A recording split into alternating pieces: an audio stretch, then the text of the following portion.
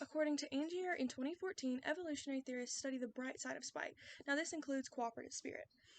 I grew up in a very small town as a female who was commonly dismissed, especially by men, because I often worked at very physically demanding jobs with my father.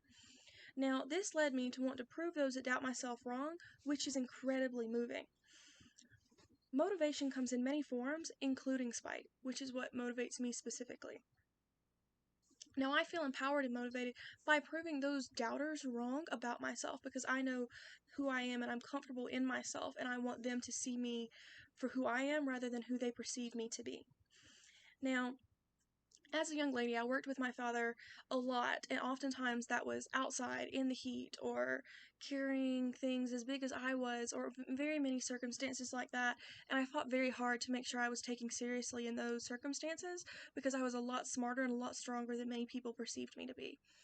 This led me to being very underestimated often, and I very rarely picked a fight with those people. I would just very subtly prove them wrong and do better, and it led to me bettering myself to prove them wrong because I then wanted to be better than they expected me to be.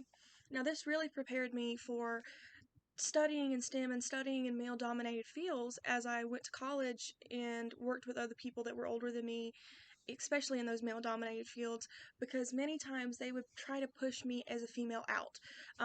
I originally studied genetics, and that was very male dominated.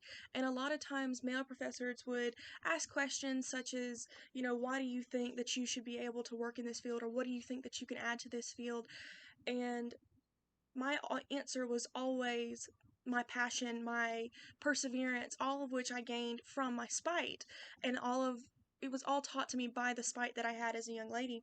Now, this has also helped me in the workforce because there have been many instances I worked as a music intern for a church and I dealt with many older men, and in a lot of those scenarios, they kind of dismissed me or didn't expect me to be able to do my job.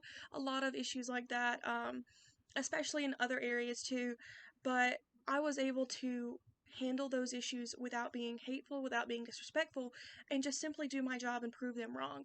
And I had the passion and the perseverance to do that because of the spite that I have. Now, motivation comes in many forms, and proving others are wrong about yourself should count for that. There will always be people who doubt others' abilities to succeed, but what power can be drawn from proving those people wrong?